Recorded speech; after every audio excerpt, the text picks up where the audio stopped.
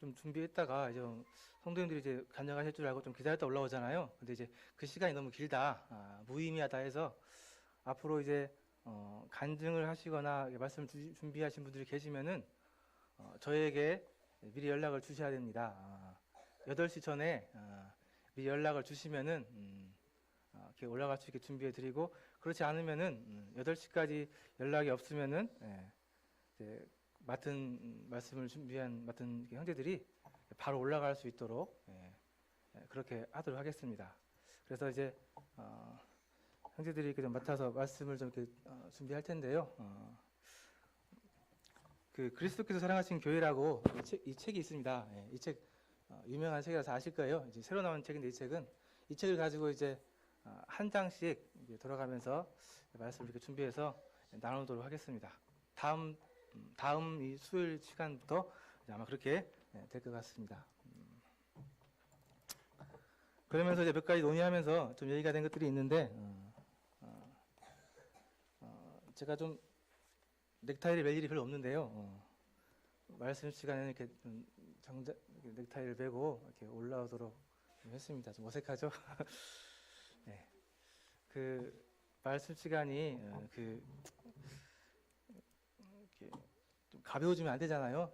그래서 좀 그런 것들을 좀 준비하도록 잘 이렇게 좀 하기로 했습니다.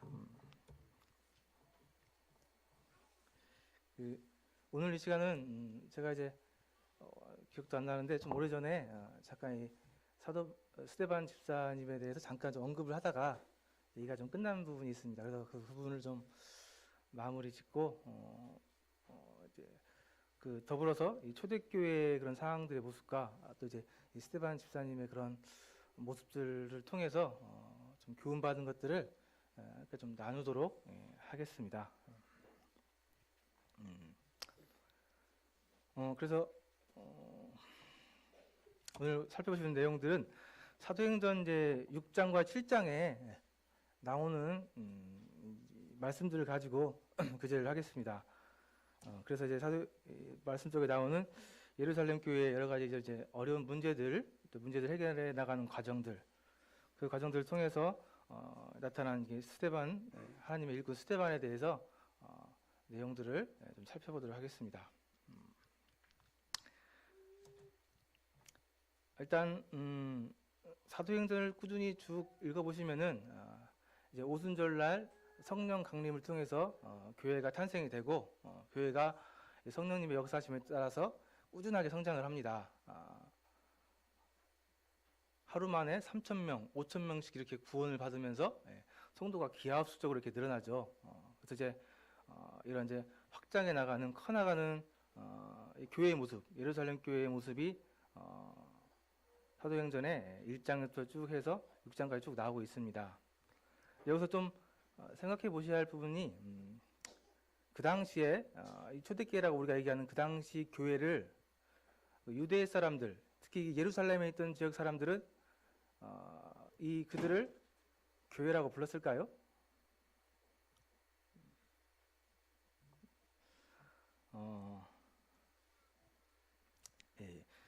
사도행전 6장 1절에 보면 이제 그때 제자가 더 많아졌다 이런 얘기 나오는데, 이런 식으로 이렇게 해서 계속 교회들은 성장을 했습니다. 확장이 됐어요. 부피가 불어났는데, 그 당시에 우리가 얘기하고 있는 이 초대교회라고 하는 이 교회는 그 당시 유대 사람들은 이렇게 교회라고 부르지 않았었습니다. 그 당시에는 아직 교회라는 개념이 아직 이렇게 정립되지 않았던 때예요. 그래서 보통 나사렛파라고 이렇게 부르고, 말씀해 보면은 또 찾아보면은 이렇게 그 도를 따르는 사람들이라고 해서 그 도라고 말씀에 나와 있습니다. 이 나사렛파라는 것은 이제 예수님께서 나사렛 출신이시잖아요. 그래서 이제 나사렛에서 난 예수를 따르는 무리들, 예수를 따르는 무리들에서 나사렛파라고 이렇게 불렀던 것 같고요. 그 당시에 유대 지역에 대표적인 파들이 몇 개 있었죠. 그 중에 이제 유명한 바리새인파, 사두개인파, 또 열심당원들이라고 불리는 셀로스라고 불리는 열심당원들, 또 그리고 경건하게 살기 위해서 딴 지역에 따라 모여 살았던 에세네파. 그래서 대표적인 파들이 있는데, 그것과 더불어서 이제 새롭게 생겨난 파라고 해서 이것을 이제 그 당시 사람들은 나사렛파라고 이렇게 불렀던 것 같습니다. 이제 나사렛에서 난 예수를 따르던 무리들이라고 해서요. 그래서 이제 사도행전에서 보면은 그 도라고 나오고 그 도를 따르는 사람들이라고 해서 이렇게 모습들이 나옵니다. 그래서 그 당시 초대교회에 있었던 그 교회는 우리가 생각하고 있는 일반적인 그런 교회하고 약간 모습이 달라요. 이제 초기적인 모습의 교회인데 대표적으로 다른 부분들이 그들은 아직 그 복음의 범위가 유대교를 벗어나지 못했습니다. 그 당시에 그 초대교회라고 하는 나사렛파 그 사람들은 이 복음이 유대인들에게만 전해진 줄 알고 있었어요. 그래서 나중에 이제 복음이 다른 지역으로 퍼지면서 다른 지역에 구원받은 사람들이 나타났다고 했을 때 사도들이 놀라는 장면들이 사도행전에 보면은 나와요. 그리고 아직까지 이런 하나님이 계신 성전이나 또 율법 이런 부분에 있어서 완벽하게 자유롭지가 못했었습니다. 그래서 그 당시 이 초대교회 때 우리가 얘기하는 초대교회 때 얘기하는 그 교회는 우리가 생각하는 일반적인 그런 교회들하고 조금 모습이 달라요. 그런 이제 그런 좀 배경을 좀 가지고 있고요. 어쨌든 이 초대교회 우리가 얘기하는 이 초대교회가 굉장히 성장할 수 있었던 이유는 확장될 수 있었던 이유는 무엇보다 이 성령님의 역사였습니다. 오순절날 성령님을 통해서 성령 충만함을 받은 우리 이 사도들 통해서 놀랍게 이런 역사들이 일어나죠. 이게 사실 사도들의 역사가 아니라 성령님의 역사입니다. 그래서 이 성령님의 역사를 통해서 이 교회가 참 상상하기도 힘들죠. 하루 만에 3,000명, 5,000명씩이는 구원받는 그런 놀라운 일들이 일어납니다. 그러나 아까 얘기한 것처럼 아직까지는 유대교의 범위를 아직 벗어나지 못한 그런 초기적인 상태의 그런 교회의 모습들이었습니다. 이런 배경들을 알면 좀 재미있습니다. 좀 이해가 좀 되는 분도 있고요. 그래서 좀 이런 걸 좀 짚고 넘어가고요. 이렇게 이제 교회가 확장할 때 사단이 가만히 있지 않죠. 근데 이제 사단이 교회를 공격하기 시작하죠. 그래서 이제 처음에는 외부에서 공격을 시작했습니다. 잘 아시는 것처럼 사도들을 잡아서 때리고 가두고 핍박하고 겁을 주고 했죠. 그런데 어떻게 됐습니까? 이런 사도들을 핍박하는 일이 일어났을 때 교회가 어떻게 됐죠? 더 굳건해지고 더 강해지고 더 이렇게 더 확장되는 그런 역효과가 나타났죠.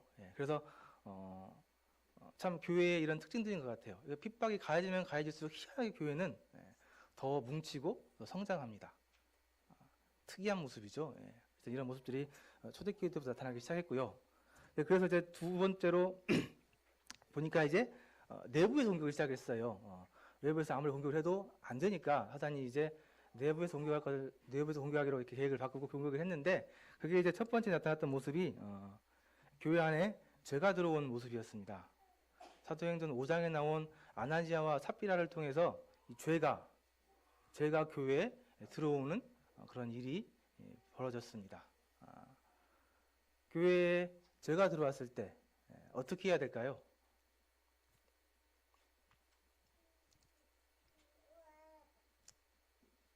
사도들은 어떻게 했습니까? 사도행전에 나온 사도들은 징계를 했습니다. 좀 과하다 싶을 정도로 아나니아와 삽비라가 그 자리에서 즉사하는 그런 징계가 나타났습니다. 요즘 이제 많이 듣는 말들 중에 하나가 요즘 교회에 징계가 사라졌다, 징계가 없어졌다, 그런 얘기들 많이 듣습니다. 어떻게 생각하세요? 교회에 징계가 없는 거에 대해서 한번 생각해 볼 문제인 것 같습니다. 일반 기성교회에서는 이미 징계가 거의 사라졌다고 그럽니다. 그리고 이제 안타깝게도 우리 모임 쪽에서도 이런 징계가 많이 이루어지지 않는 그런 추세라고 들었습니다.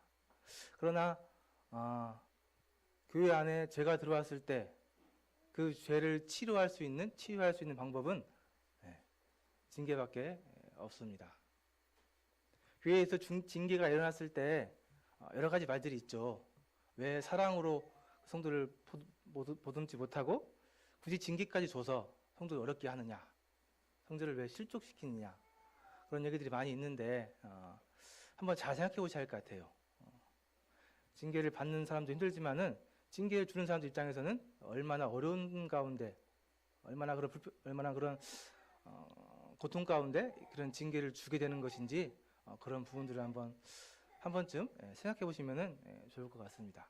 말씀에 분명한 것은 이 죄는 교회에 들어온 죄는 징계를 통해서 처리할 것을 이런 사도행전의 모습들을 통해서 말씀해주고 있습니다. 그리고 이제 두 번째 문제가 내부에서 문제가 생겼는데 그게 바로 이제 이 분파 문제입니다. 우리가 이제 얘기하는 사도행전 6장에 나오는 이 분파 문제가 일어났습니다. 이거는 이제 어떻게 해결을 했냐면은 오늘 이제 얘기가 될 부분들인데 집사를 이렇게 7분의 집사를 임명해서 맡은 일들 여러 가지 일들을 맡아주면서 이제 이런 일들이 해결이 됐는데요. 이 부분을 잠깐 좀 보고 넘어가도록 하겠습니다. 예루살렘 교회의 구성이라고 했는데 크게 그 당시에 예루살렘에 히브리파 그리스도인들이 있었고 또 하나 헬라파 그리스도인들이 있었습니다. 이거는 이제 출신 지역에 따라서 이렇게 나눠진 건데요. 그 당시에 이제 원래부터 예루살렘 그 지역에 살았던 토종, 그러니까 토착, 그러니까 그 원주민, 그들이 있었죠. 그들은 이제 히브리파라고 그랬어요. 그들 중에 이제 구원받은 사람들, 그런 히브리파라고 그랬고, 다른 지역에서 온 사람들이 있었습니다. 예루살렘이 그러니까 이스라엘 나라가 망하면서 다른 나라로 많이 흩어졌었죠. 다른 나라에 살다가 다시 돌아온 사람들, 다시 예루살렘으로 돌아와서 예수님을 믿고 구원받은 사람들, 그런 사람들이 꽤 있었습니다. 그들을 이제 헬라파 그리스도인들이라고 이렇게 얘기를 했습니다. 사도행전 6장 1절에 보면 나와 있어요. 그래서 히브리파 그리스도인들, 헬라파 그리스도인들 나와 있습니다. 이제 이들 사이에 문제가 있었다는 거죠. 이게 이제 지연이라고 그러죠. 지연이라고 그러는데 이게 참 무서운 거더라고요. 무섭습니다. 별거 아닌데 이 지연이라는 게 참 무서운 것 같아요. 제가 이걸 어디서 경험을 했냐면은 군대 가서 경험을 한번 했습니다. 군대에 가서 경험을 했는데 진짜 이게 나도 모르게 그렇게 되더라고요. 조심해야 할 부분인데 밑에 쫄병들이 들어오는데 다 뭐 서울, 경기도, 또 뭐 경상도 그런 데서 와요. 어느 날 말년 때 이제 저녁할 얼마 안 남았는데 전주에서 얘가 하나 왔어요. 근데 얘가 다르게 보이는 거예요. 달라요 진짜. 왠지 좀 뭐라고 할까 마음이 가야 한다고 하나? 그래서 알게 모르게 얘를 좀 이렇게 막 챙겨주고 잘해주고 했습니다. 또 혹시 언제 어디서 볼지 모르니까 또 전주니까 저녁 가면은 그래서 근데 희한하게 사람 마음이 같은 지역 출신이라는 이유 하나만으로 그렇게 변하더라고요. 그래서 나중에 제가 지혜롭지 못하게 나오면서 저녁하면 이제 내가 쓰던 물건들을 다 우리 후임들 주잖아요. 나눠주는데 다 나눠주면서 뭐 개를 하나 주고 나왔어요. 그 하나를 주고 나왔는데 근데 내가 다른 후임들을 안 준 게 아니라 다 주고 그 중에 하나를 취해서 그냥 개를 줬는데 나중에 이제 후임들이 얘기하는 것을 들어보니까 그때 추 병장님께서 그 바지 하나를 개를 줘서 손했다는 거예요. 이제 자기들 생각에는 그 바지를 자기들이 받을 줄 알고 생각했다는 거예요. 그게 좀 좋은 바지였던 것 같아요. 이제 좀 얼마 안 쓴 바지였던 것 같은데 그걸 자기들이 받을 줄 알고 있었는데 엉뚱한 사람 주니까 걔가 우리 분과는 아니었거든요. 우리 부대였는데 우리 분과는 아닌데 그리고 나중에 그 얘기를 하더라고요. 그때 서운했다고 어떻게 그럴 수가 있었냐고 하고 깜짝 놀랐습니다. 깜짝 놀랐어요. 그래서 이 지연이라는 게 어쨌든 이제 우리 사회도 좀 문제가 일어나지만은 이 당시에도 이렇게 문제가 있었던 것 같아요. 이제 히브리파 사람들은 다수였고 헬라파 사람들은 얼마 되지 않은 소수파였던 것 같아요. 그래서 이제 구제 문제가 있었는데 다수가 힘이 좀 세잖아요. 그래서 이제 어쩌다 보니까 이 구제하는 부분들이 헬라파 쪽으로 많이 좀 이렇게 쏠렸던 거죠. 특히 이제 어디 조직을 가든 약자들은 조금만 이렇게 좀 덜 받는 것 같은 느낌이 받아도 이제 소외되는 것 같고 이제 뭐 차별당하는 것 같고 그런 것들을 쉽게 느끼거든요. 그래서 이제 이 일을 통해서 히브리파 사람들과 헬라파 사람들 이런 보다 이게 갈라지는 이런 그런 안타까운 일들이 일어납니다. 이거 사실 이제 이런 것들을 이제 사단이 뒤에 조장을 했겠죠. 이제 약한 부분을 파고들어서 어쨌든 교회가 하나 되는 것을 방해하기 위해서 가진 수를 이렇게 다 쓰기 때문에 이런 일들이 이런 이제 지연을 통해서 이루어졌습니다. 이것을 어쨌든 해결한 것은 7명의 집사를 이렇게 임명하면서 이 일들이 해결이 됐습니다. 근데 7명의 집사를 이렇게 임명하면서 어떻게 이 일들이 이렇게 해결이 됐을까요? 생각을 좀 해보면은 이 7분의 집사님들이 굉장히 일을 잘했겠죠. 열심히 했겠고. 그 구제할 일뿐만 아니라 교회 여러 가지 필요한 것들을 이미 알아서 다 열심히 수고스럽게 잘했겠죠.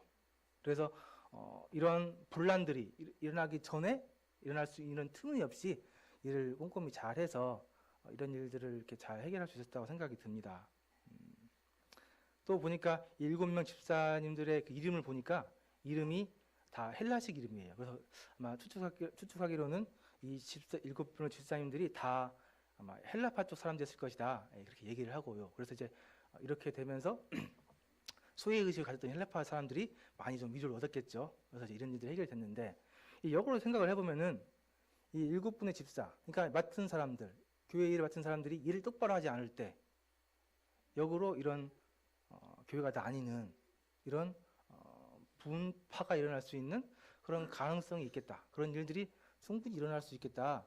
그런 부분들을 좀 생각이 좀 되어지면서 좀 교훈을 좀 받도록 하겠습니다. 제가 다행히 이 집사님들을 뭐 일을 얘기하는데 집사기 때문에 어째 저한테 좀 적용되는 말씀이기 때문에 제가 좀 이걸 느끼고 그런 분들을 좀 얘기를 좀 나누면 좋겠습니다. 교회 안에서 맡은 자들이 일을 하지 않을 때 우리 교회에 어떤 일들이 일어날지 한번 생각들을 한번 해보십시오. 제가 이 말씀을 준비하면서 또 이렇게 묵상하면서 굉장히 좀 부끄러웠습니다.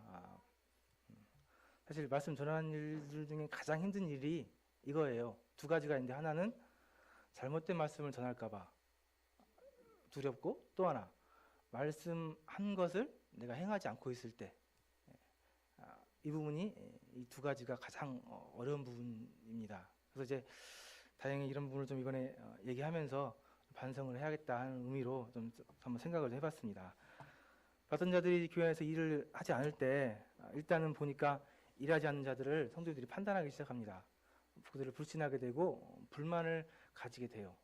이것은 성도님들이 나로 인해서 죄를 짓게 하는 참 그런 아주 안 좋은 그런 결과를 일으킨다는 것을 좀 깨닫게 됐고요. 아까 얘기한 것처럼 내가 일을 골고루 충성스럽게 균형 있게 하지 않으면은 이런 분파가 일어날 수가 있습니다. 제가 청년부 소속이라고 해서 청년부 쪽으로 뭐 막 쏟아주고, 내가 인우동 산다고 해서 인우동에 사는 성도들에게 막 이렇게 해주고, 이런 일들이 나도 모르게 이렇게 될 수가 있거든요. 이렇게 균형 있게 일을 안 하다 보면은. 그래서 이런 일들로 인해서 성도들 가운데 이런 분란을 일으킬 수 있는 그런 일도 있을 수 있겠고요. 교회 안에서 이루어지는 여러 가지 사역들이 있는데, 이 맡은 자들이 하는 일들은 이 사역들이 이루어지기 전에 미리 계획을 하고, 또 준비해서 이 사역들이 이루어질 때 그 자리에 함께 동행하고, 또 이제 이 사역이 끝났을 때 이것들 잘 정리하고 마무리하는 그런 일들을 해야 되는데, 이런 일들을 하지 않으면은 교회 맡은 일 사역들이 원활하게 이루어지지 않겠죠. 삐걱대고 막 뭐가 틀어지고, 뭐가 주면 이제 또 준비하려고 정신없고 하면서 굉장히 비효율적으로 이렇게 사역이 이루어지겠죠. 그래서 그런 부분들이 좀 위험이 좀 있습니다. 맡은 자들이 일을 하지 않는다면은 교회에서 누가 일을 하겠습니까? 교회가 일하지 않는 분위기가 고착화 되겠죠. 맡은 자들도 일을 하지 않는데 성도들이 일을 하고자 하는 그런 마음들이 생기지 않을 것 같고요. 무엇보다도 이제 이런 부분 방치되느냐 이런 부분은 꼭 맡은 자뿐만 아니라 교회 학교에 아이들을 돌보고 있는 선생님들이나 소그룹을 돌보고 있는 리더들, 이분들이 맡은 영혼들을 잘 돌봐서 이렇게 살피지 않을 때 이들에게 어떤 어려움들이 있고 교회 안에서 어떤 어려움들 가운데 또 어떤 불편한 가운데 있는지 그걸 살피지 않아서 이들이 어렵게 하고 이들에 대한 막 이런 것들에 불만이 생겨서 교회에 대한 이런 좀 안 좋은 그런 것들이 일어난 것들을 미리 사전에 이렇게 잘 살피지 않아서 일어날 수 있는 그런 위험들이 있지요. 그래서 참 교회에서 일할 사람도 일하지 않을 때 참 여러 가지 어려운 일들이 생기는 것들을 좀 생각을 해봤습니다. 그래서 맡은 자들에게 필요한 자세, 저에게 필요한 자세는 역시 무엇보다 충성이죠.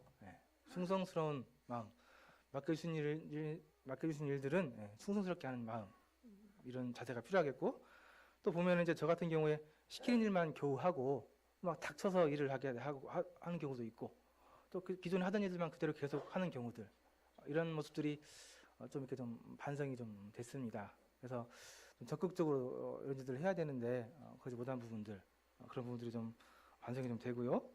또 표가 안 나는 일들은 좀 하기 싫어하는 경향들이 있죠. 내가 해봤자 표도 안 나고 그런 일들. 근데 이제 제가 이제 고면받은 일 중에 하나가 교회 안에 아무 일도 없이 아무 문제가 없이 잘 아무 일이 안 일어나는 그런 상태는 집사들이 일을 잘하고 있는 거라고 하시더라고요.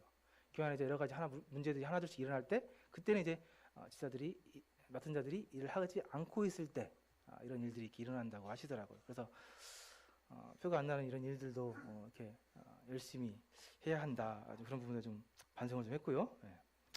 책임감 있게 일을 해야겠죠. 예.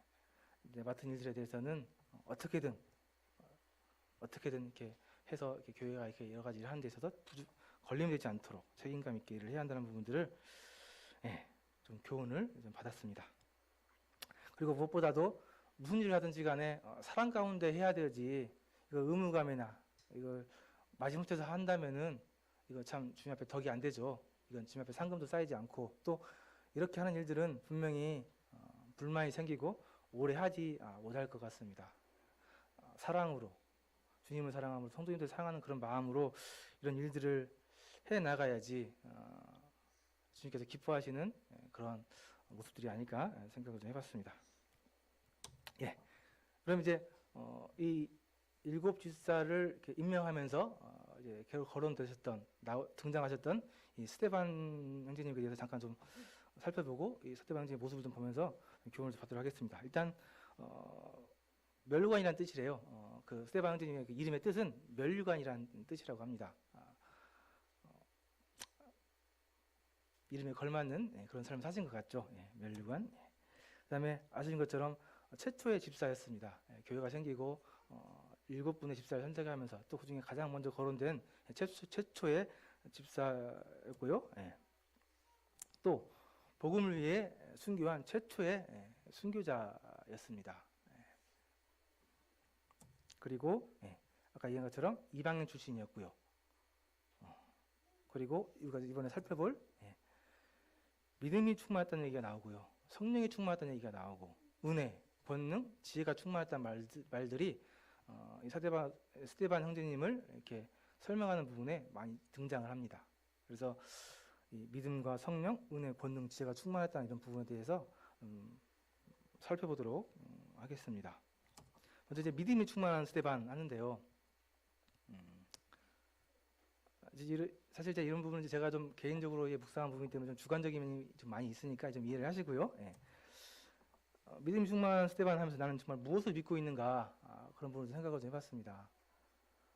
믿음이 충만하다는데, 믿음이 있다는데 내가 믿고 있는 건, 내가 정말 믿고 있는 건 무엇인가, 그런 부분을 생각을 해봤는데, 첫째는 예수 그리스도가 내 삶의 주인이다, 이것을 내가 믿고 있는지 한번 생각해 봤습니다. 내 삶의 주인이 내가 아닌 예수님이다. 이 부분에 대해서 청년들이 지금 계속해서 공부하고 있고 또 이렇게 깨닫고 있고 그런 부분들입니다. 한번 좀 진지하게 생각해 볼 필요가 있는 것 같습니다. 내 삶의 주인이 누구인지, 내 삶의 주인이 예수님인 것을 믿고 있는지, 그런 점 한번 생각해 볼 필요가 있는 것 같고요. 주님이 내 앞길을 인도하고 있는지, 내 앞길을 인도하는 분이 주님이신 것을 믿고 있는지 생각 한번 해볼 필요가 있는 것 같습니다. 주님이 내 앞길을 인도하는 방법은 좀 특이하다고 그러죠. 어디 가야 될지 목적지는 알려주지만은 어떻게 해서 이렇게 갈지는 알려주지 않으신다고 그래요. 그래서 그냥 그때그때 하나님 말씀에 따라서 한 발 한 발 나가는 거라고 합니다. 어딜 가긴 가는데 어떤 방식으로 해서 어떤 용도에서 간다고 하면은, 그런 걸 알고 있다면은 좀 가긴 수월하죠. 그러나 하나님의 방법은 이 경로를 알려주는 게 아니라 그때그때 따라서 이렇게 바로바로 순간순간 인도한다고 그래요. 그래서 예수님의 이런 인도하심을 따라가는 데는 믿음이 필요하다고 합니다. 그래서 이제 뭐 때로는 이렇게 이런 부분에 있어서 뭐 내비게이션 이렇게 비유를 하긴 하는데, 어쨌든 내비게이션을 믿는다면은 내비게이션이 지시하는 방향, 좌회전하면 좌회전하고 우회전하면 우회전하고 이런 것들을 그때 따라서 하잖아요. 그러나 믿지 않는다면은 분명히 트러블이 생기죠.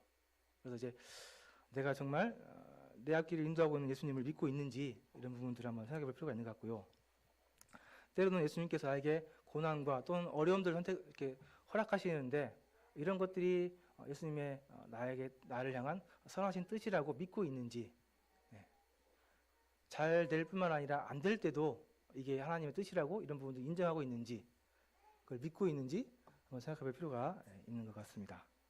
또 때로는 하나님의 능력에 대해서 좀 의심할 때가 있죠. 이게 나도 모르게 그럴 때가 있는데 참 이런 게 참 무서운 것 같습니다.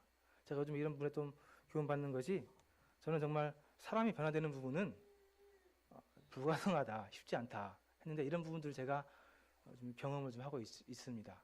사람이 변화되는 모습들을 보는데 이거 정말 전지전능하신 하나님만이 하실 수 있는 일들이다, 이런 것들을 좀 경험을 하면서 내가 하나님의 전능하심을 온전히 믿지 않고 있었구나, 그런 부분들을 좀 깨닫게 되는 좀 그런 부분들이 있었습니다.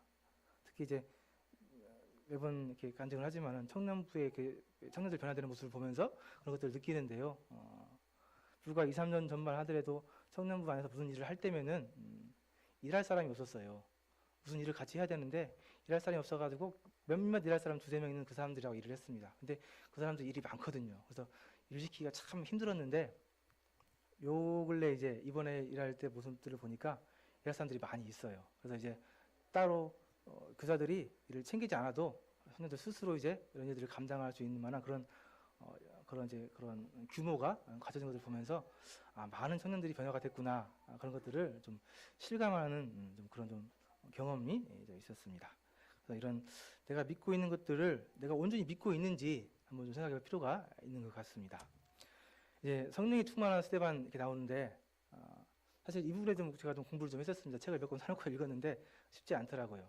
그래서 좀 제가 간략하게 깨달은 부분만 좀 나눌 텐데요. 성령 충만하다, 이게 무슨 말이라고 생각하세요? 성령이 충만하다. 여러 가지 정의들이 내려지는데 제가 보니까 성령 충만하다, 이것은 보니까 성령이 가득 차서 성령에 의해서 완전히 통제되는 상태. 이게 좀 그래도 제가 생각하기에 좀 근접한 그런 정의인 것 같습니다. 성령 충만하다는 얘기가 이제 사도들을 통해서 또 이제 스데반을 통해서 얘기 나오는데, 이 성령 충만하다는 얘기하고 말하고 성령 세례란 말도 나와요. 구분을 좀 하실 필요가 있습니다. 성령 세례는 말씀드린 것처럼 그 구원받은 것, 성령을 이렇게 받는 부분을 얘기하는 거고요. 성령 충만한 것은, 성령 충만이라는 얘기는 이거는 이제 내 안에 계신 성령님께서 완전히 가득 차서 이제 이 성령님에 의해서 내가 통제되는 상태, 성령님이 이끄시는 그대로 내가 움직이는 상태, 이 상태를 이제 성령 충만하다, 이렇게 좀 여러 학자들이 이렇게 정의를 좀 내리고 있는 것 같습니다.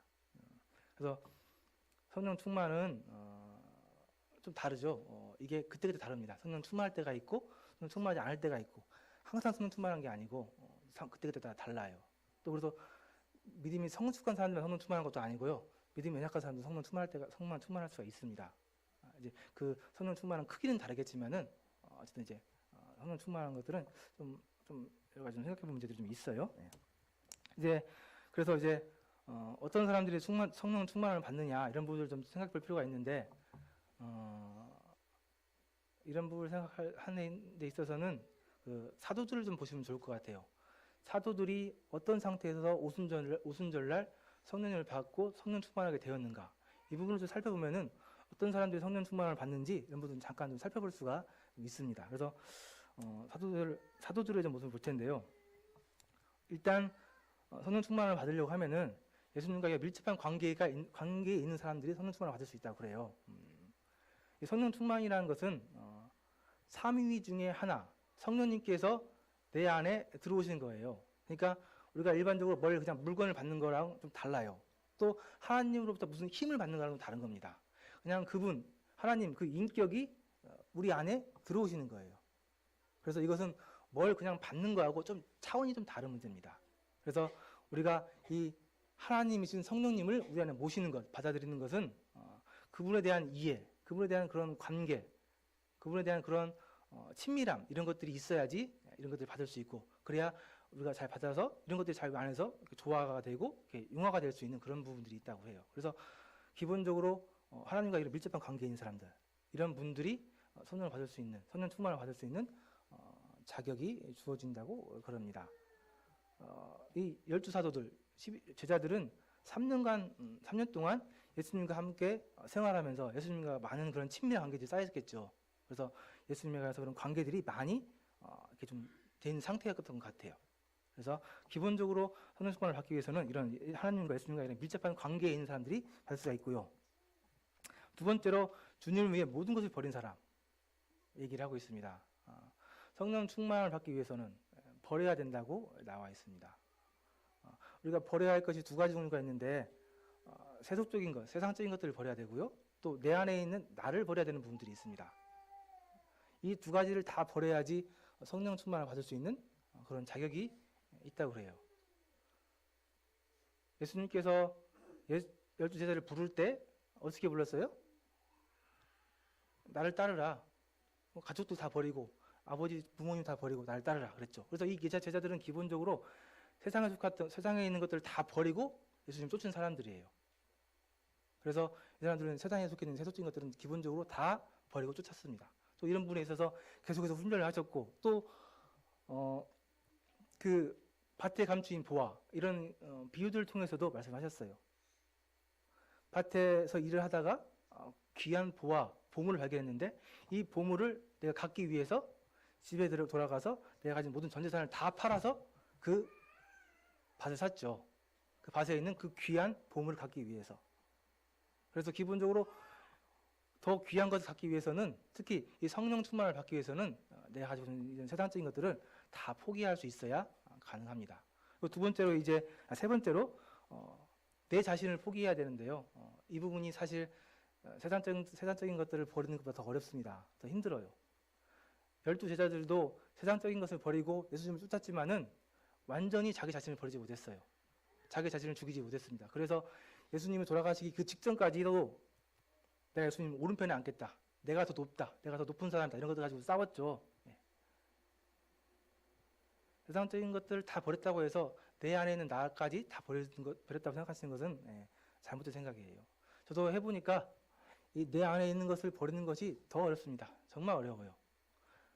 죽었는 줄 알았는데 살아나 있고 어느새 살아 있고, 그래서 내 안에 있는 나를 죽여나가는, 나를 이렇게 죽이는 것들, 나를 이렇게 버리는 것들, 내 자아를 버리는 것, 이런 부분들이 어렵지만은 우리에게 훈련되어야 할 부분들이라고 얘기를 하고 있고요. 제자들은 예수님이 십자가에 돌아가셨을 때 그때 완전히 절망하죠. 지금까지 믿고 따랐던 것들, 내가 성황했던 것들, 또 특히 베드로 같은 경우는 내가 예수님을 부인하지 않겠다고 했는데 부인하는 그런 모습들 보면서 자기 자신에 대해서 철저하게 무너졌죠. 그러면서 이제 그들도 자기 자신을 버릴 수 있는, 그런 완전히 자기 자신에 대해서 절망하는 그런 과정들을 겪게 됩니다. 그리고 이제 예수님부터 약속을 받게 되는데요. 예수님께서 부활하시고 40여일 동안 제자들과 함께 있으면서 승천하시는 그날 제자들에게 약속하십니다. 내가 너희들에게 보혜사 성령님을 보내주겠다 약속하셨죠. 제자들이 그 약속을 믿었을까요? 안 믿었을까요? 보니까 믿었습니다. 믿어서 마가의 다락방에 모여서 계속 기도하고 찬송하면서 하나님 섬기고 있었어요.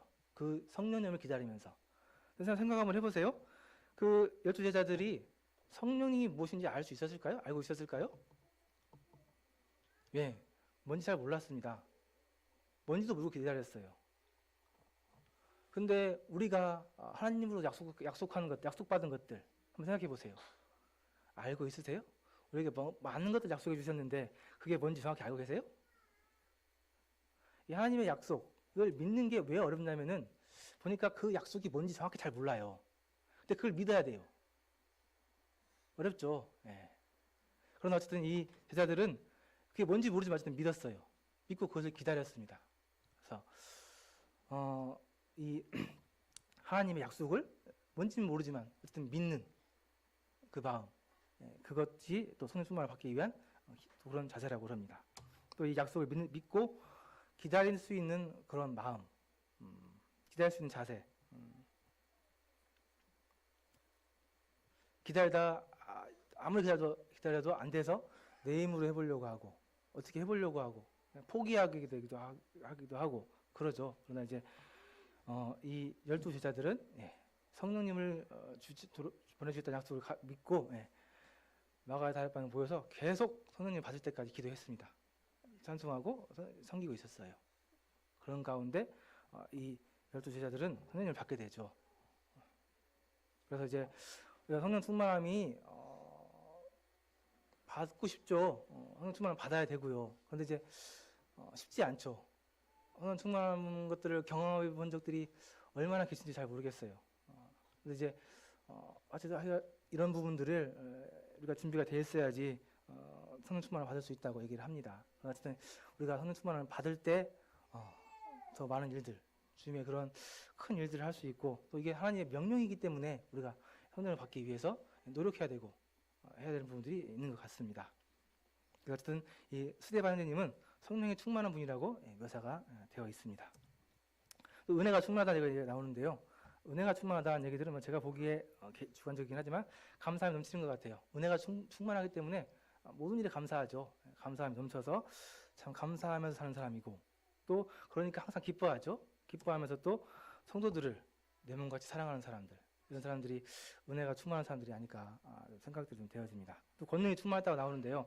그 당시에는 이런 기적들이 이런 기적들이 일어났는데 병 고친 자 병을 고치고 또 여러 가지 기적들 일으키고 이런 일들이 있었는데 오늘날에는 그런 일들이 많지 않죠. 그래서 오늘날에 보기에 권능이 충만하다는 말들은 제가 보기에 간증이 있는 사람들, 이런 사람들이 권능이 좀 있다고 생각이 들어집니다. 하나님의 말씀들을 믿고 그 말씀들을 실천하면서 실제로 간증이 있는 사람들, 이런 사람들이 권능이 있는 사람들이 아닐까 생각이 좀 들고요. 이런 사람들은 교회에서뿐만 아니라 세상 사람도 인정을 해요. 저 사람은 정말 하나님 있는 사람인 것 같아. 하나님 함께한 사람인 것 같아. 이런 말씀을 듣는 것 같죠. 또 이런 사람들은 하나님의 권능이 있기 때문에, 능력이 있기 때문에 당당합니다. 어디 가서 하나님 믿는 것 때문에 삐죽삐죽 거리지 않고요. 당당한 것 같아요. 또 그런 사람들은 두려움이 없죠. 하나님의 일들을 함에 있어서, 복음을 함에 있어서 두려움 없이 이런 일들을 하는 것 같습니다. 또 지혜가 충만하다고 나오는데요. 하나님과 깊이 교제하는 사람이라고 생각이 듭니다. 그래서 깊이 교제한다는 얘기는 말씀을 공부하고 실천하는 사람인데요. 말씀을 공부하고 실천하고 계십니까? 아니면 말씀을 공부도 안 하고 실천도 안 하고 계십니까? 제가 옛날에 그러니까 요즘 청년들이 자주 하는 얘기 중에 하나가 내가 가장 후회되는 게 성경 공부 안 하기 제일 후회된다. 청년 시절 때 그 시간 많았을 때 성경 공부 안 하는 게 제일 후회된다. 나이 먹고 이제 성경 공부하려고 하니까 참 시간도 없고 머리도 안 돌아가고 좀 이상한가요? 어쨌든 공부 안 한 게, 성경 공부 안 한 게 정말 후회돼요. 그래서 말씀을 읽고 묵상하고 그냥 끝내는 게 아니고 사실은 말씀을 더 나아가기 위해서는 공부를 해야 한다, 공부해야 한다, 이런 것들 제가 뼈저리 느낍니다. 성경은 그냥 읽는 책이 아니고 공부해야 되는 책인 것 같아요. 공부하셔야 됩니다. 또 말씀을 공부만 해서는 안 되죠. 공부만 하고 실천 안 하는 사람들 있죠. 큰일 납니다. 교회 어렵게 해요. 말씀을 열심히 공부하는데 실천 안 하는 사람들 교회 어렵게 합니다. 이것도 큰 문제예요. 또 말씀을 공부 안 하는데 실천만 하는 사람들이 있어요. 이 사람들도 문제죠. 문제예요. 무슨 근거로 그걸 실천하는지 모르겠어요. 교회를 어렵게 하는 경우들이 있어요. 그래서 이 지혜가 충만했다는 스데반은 제가 보기에도 말씀을 공부 열심히 하고 실천했던 분인 것 같아요. 나중에 보면은 이 공회에 끌려갔을 때 이 스데반 형제님께서 이 구약의 일들을 쫙 얘기를 합니다. 너에 대해서 반론을 해봐야 되는데 엉뚱하게 구약에 나온 얘기들을 쫙 얘기를 해요. 보통 지혜 가지고는 그런 얘기들을 이렇게 그 자리에서 얘기할 수 없고 또 그 얘기하는 내용들이 그 하나님의 구속 사역을 다 꿰뚫고 있는 내용들이에요.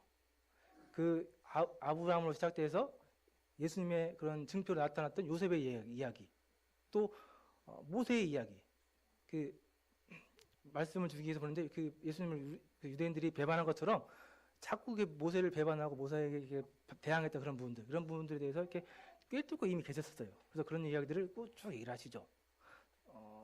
스데반 형제님께서 성경을 얼마나 잘 알고 있었는지 이런 것들을 보여주는 부분입니다. 나중에 사도 바울 형제님도 이렇게 얘기를 하시죠. 예. 보시면 사도 바울 형제님도 공에 끌려갔었을 때 이렇게 얘기를 해요. 구약 얘기를 쭉 얘기하면서 그렇게 얘기하면서 반론을 합니다. 그래서 성경은 공부를 해야 한다. 같이 공부를 하면 좋겠습니다. 공부를 해야 속지 않습니다. 공부 안 하는 사람들은 속죠. 그 이단에 넘어가는 사람들 공부 안 하고 잘 몰라서 그러는 것 같아요. 또 공부를 또 이렇게 지혜가 공부를 하나님과 교제하고 공부해서 지혜가 충만한 사람들, 이런 사람들은 상담하고 싶죠. 찾아가서 해결이 되고 이 상담하면. 그래서 이러한 지혜가 충만한 사람들은 이런 분인 것 같다는 이런 분들인 것 같습니다. 이렇게 스데반 형제님에 대한 그런 좀 모습들 통해서 좀 교훈을 받고요. 마지막 하나 말씀을 통해서 교훈받고 싶은 부분은 7장 54절에 나온 말씀입니다. 스데반 형제께서 공회에 끌려가셔서 이 요셉, 모세 이야기를 통해서 유대인들이 니네들이 지금 얼마나 잘못하고 있는지, 니네들이 지금 십자가 못 박아 죽인 예수님이 어떤 분이신지 이런 부분에서 잘 얘기를 해요. 깨닫게 합니다. 그래서 이 유대인들이 이 스데반의 공회를 듣고 그들이 이 말을 듣고 마음에 찔렸다고 나옵니다. 하나님의 말씀이 역사한 거죠. 그들이 이 스데반의 말을 들으면서 그들이 잘못한 것에 대해서 마음에 찔렸어요. 근데 이 반응이 두 가지 나타나요. 하나는 그를 향하여 이를 갈았다. 여기 7장 54절에 나오는 말씀이 그렇습니다. 그들은 마음에 찔렸는데 이 스데반을 향해서 이를 갈았어요. 근데 또 하나 반응이 나오는데 그거는 이제 2장 30절에 나오는 말씀들이에요. 베드로가 이 복음을 전했을 때 유대인들이 이제 큰일 났다. 우리가 예수님을 죽였다. 이런 것을 깨닫게 되고 마음에 찔리면서 그때 한 얘기들이 형제들아, 그러면 우리가 어떻게 해야 되느냐. 우리 이제 큰일 났는데 어떻게 해야 되느냐. 이런 반응들이 있었습니다. 똑같은 말씀을 듣고 마음에 찔렸는데 반응이 이게 두 가지 나타나요. 이 두 가지 반응에 의해서 이들의 운명은 완전히 갈리죠. 그래서 우리들이 하나님 말씀들 통해서 강단에서 여러 가지 말씀들이 전해지고 있죠. 또 성도들 통해서도 말씀들이 많이 전해집니다. 일상생활의 그런 교제나 때로는 권면들 통해서 말씀이 많이 전해집니다. 이런 말씀들을 우리가 어떻게 반응할 것인가에 대해서 생각해 보실 필요가 있는 것 같습니다. 내가 어떻게 반응을 하고 있는지. 제가 양육부 3단계 과정에서 이 권면에 대해서 좀 같이 교제를 해요. 권면인데 이 권면하는 부분을 굉장히 어려워합니다. 성도님들이 이제 권면을 가서 해야 되거든요. 근데 권면하는 거 굉장히 어려워요. 물론 저도 어려워했고요. 근데 이 서로 권면할 수 있는 교회, 이게 되지 않으면은 정말 어렵습니다. 그래서 저는 우리 기름역교회가 이렇게 서로 권면할 수 있는 교회. 그래서 이 권면을 하는데 말씀에 따라서 해야 되죠. 내 생각대로, 내가 그냥 하고 싶은 대로, 내가 생각되는 대로 그렇게 권면하는 게 아니고 말씀에 따라서 말씀에 각해서 권면을 해야 되고, 또 나쁜 마음으로 말씀이 나와 있긴 하지만 내가 막 저 성도가 마음에 안 들어서 막 이런 나쁜 마음으로 하는 게 아니라 사랑으로 또 권면을 하는 데 있어서 지혜롭게, 막 많은 사람들 여러 명 있는데 거기서 막 이러면 안 돼 이렇게 하는 게 아니라 지혜롭게 혼자 있을 때 조용히 가서 이렇게 마음이 안 상하는 그런 지혜로운 방법으로 권면할 수 있는 그런 교회가 되어야 하지 않겠느냐. 그래서 누구나 누구에게라도 권면할 수 있는, 그러니까 누구나 권면할 수 있고 누구나 그 권면을 받아줄 수 있는 그런 교회가 되어야지 않을까 생각이 좀 듭니다. 사실 이게 말로는 쉬운데 닥쳐지면 쉽지 않아요. 제가 우리 아들에게 권면을 한번 받아봤는데 쉽지 않습니다. 제가 애들 돌보면서 짜증을 낼 때가 있는데 막 둘째하고 셋째가 한꺼번에 막 저에게 막 짜증을 부릴 때 어떻게 할지 모르겠어요. 그래서 막 짜증이 팍 나는데 그때 이제 막 첫째가 저한테 막 뭐 해달라고 하면은 제가 짜증을 팍 내요. 걔한테는 그래도 말이 좀 통하니까 어쨌든 걔한테 말을 막았는데 어느 날 제가 또 죽는다 얘기를 했다고 그래요. 제가 생각해도 좀 심했죠. 너 죽어 그런 얘기 했는가 봐요. 이제 그 얘기를 저한테 하는 거예요, 효민이가. 그래서 이걸 딱 듣는 순간 와, 내가 어떻게 그런 얘기를 했을까, 잘못했구나 생각이 들잖아요. 근데 이것을 그 앞에서 인정을 못 하겠어요. 차마 현민아 내가 잘못했다. 다음부터는 죽어라 막 이런 안 쓸게 미안해 이런 얘기를 해야 되는데 그걸 못 하겠어요. 그냥 아무 말도 안 하고 그냥 넘어갔습니다. 근데 이게 검면을 받는다는 게 참 쉽지 않구나 하는 것들이 좀 생각이 좀 되어집니다. 그래서 좀 너그러운 마음들 좀 가지십시오. 우리 성도님들은. 그래서 좀 누구나 아무리 어느 성도가 우리에게 검면한다 하더라도 그 검면이 합당하고 또 그 검면이 좀 어설프다 할지라도 나에게 사랑으로 하는 부분이라면은 일단 좀 잘 받아줄 수 있는 그런 너그러운 마음들 가지시면은 우리 기독교가 좀 서로 이렇게 검면하고 본을 받을 수 있는 그런 교회가 되지 않을까 생각이 듭니다. 예. 마지막으로 7장 10절에 보니까 이 말을 하고 자니라 나오는데 성경에 죽는 모습이 자세히 기록된 사람이 2명 있는데 그분 중에 한 분이 이 스데반 집사님입니다. 또 한 분이 누군지 알고 계세요? 예, 예수님. 예, 그렇습니다. 이 스데반 집사님의 죽음을 굉장히 중요하게 또 귀하게 본다는 그런 반증이죠. 사도 방제님께서 죽을 때 그 모습을 보시면은 하늘을 바라봤습니다. 예. 성령이 충만해서 하늘을 바라봤다고 나와 있어요. 마지막 순간에도 하늘을 바라봤습니다. 예. 우리에게 어떤 일들이 있을 때, 또 무슨 일들을 할 때, 또 어려운 일이 있을 때 어디를 바라봐야 되는지 이런 부분을 좀 교훈받을 수 있고요. 예. 아까 얘기한 것처럼 성령이 충만한 그런 분이었습니다. 예. 그래서 소위 세상이 감당하지 못하는 사람, 그런 사람들이었어요. 어떻게도 안 돼. 그래서 결국 이 사람을 죽여야 돼. 죽였는데 반응은 어떤 반응이 나타났어요? 역효과가 나타났죠. 예. 이 스데반님의 죽음으로 인해서 복음이 완전해지기 시작합니다. 예.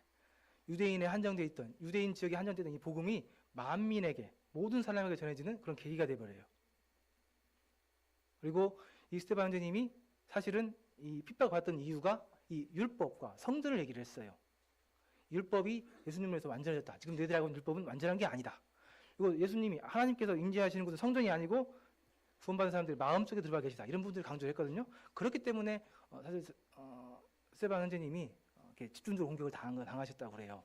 그 유대인들로부터. 네. 그래서 어쨌든 이 스데반 선생님이 돌아가시면서 이런 놀라운 역효과들이 나타나는 거예요. 그래서 이 세상이 감당하지 못하는 사람들, 이런 사람들 사단이 입장에서는 죽일 수밖에 없는데 죽이면은 더 큰 일들이 일어나는 이런 일들을 많이 우리 교회사에서 보면 많이 볼 수 있죠. 예, 그렇습니다. 그래서 우리 교회들은 특히 기독교는 보통 이렇게 성도들의 피와 땀 위에 세워진 교회라고 많이 얘기를 합니다. 그래서 참 꼭 비단 우리가 이렇게 꼭 순교를 하는 얘기는 아니고 우리가 이제 하는 일에 있어서 참 성도들의 피와 땀 그게 있지 않으면은 교회가 그 위에 세워지는 것은 쉽지 않고 또 세워져도 금방 무너질 수 있는 그런 위험들이 있다는 부분들을 좀 말씀을 통해서 좀 교훈받으면 좋겠습니다. 예, 그러면은 이상으로 마치고 대답하겠습니다.